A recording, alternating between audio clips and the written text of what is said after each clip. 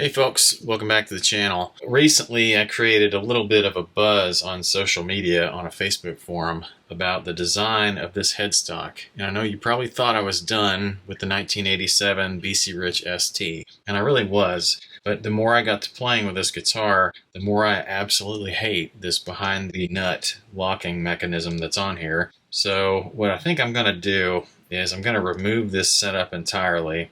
I'm probably going to switch the tuners out to a locking set of tuners just because I don't want to reuse any kind of locking mechanism here at the nut, and then I'm going to replace the nut as well. The reasons that I don't like this setup are the angles that are created in the strings when they exit the nut and go through this locking mechanism.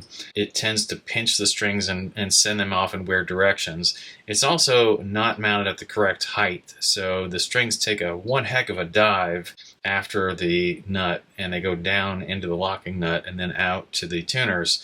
I'll show you all some still pictures of that, but I'm going to do all this work and replace this thing because it's just not a good design. Well, now that this is off, I can show you a little bit more about it. This is not a Kahler behind the string lock nut. I have some of those and I actually like them on my Charvels and Charvettes. But this is some kind of BC Rich design, and it's got these plates that sandwich the strings in between the plates. So the strings never actually touch the body of this locking mechanism. That's different than a Kahler. On a Kahler, the strings get pinched upward, but they pinch up against this top section. Same way on some of the old Fender Japanese locking nuts I've seen behind the nut. They work pretty well, but this design just doesn't seem to work that well at all, and I think it has more to do with the spacing of the holes in the nut than anything else. While I'm at it, I'm going to remove these tuners as well. These tuners actually aren't terrible. They're vintage Gotoos, but they're a little bit corroded. Well, actually a lot corroded. Here's the completed tuner installation, and I'll show you some still pictures. What you have to do on these Spurzell tuners, because they have a pin that locates them, is you have to drill a small hole for each one of those pins to sit in. Otherwise, there's no screws. All you do is put the tuner in the hole and then tighten this front nut, and they install. So these are actually silver ones, or kind of a satin silver. It's not the best match for my guitar that I've got going here, but this guitar is kind of a mutt, and it's got a lot of different parts and pieces from all kinds of different guitars. Nothing matches. It's got bumps and bruises, so it's kind of cool just in that way. These are going to perform a whole lot better than the Gotoos. Even though the Gotoos are a good tuner, these things lock. They're really smooth, so there's a lot of things going for them. I'm going to go ahead and replace this nut now. I'll probably also try to deal with some of this damage from all of the holes in the headstock, from the locker and from the truss rod cover, but not all of it will hide behind the truss rod cover that I actually have.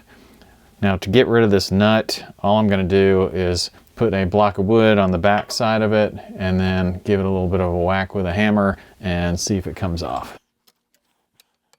And it's just that simple. So the nut that I'm going to be installing today is a black tusk nut from Graphtec. It's a really pretty straightforward installation. I've already cleaned out the slot a little bit. All I do for that is take a little bit of a razor blade and scrape up along the edge next to the fretboard and try to get these corners nice and crisp in that channel. And once you do that, you'll test fit your nut. This one fits perfectly side to side, and then also it fits really well down in that channel. Once your test fitting is done, all you're going to need to do is drop a few drops of super glue onto the base of the nut and probably one on the face. I usually go somewhere close to the edges to spread this load out a little bit.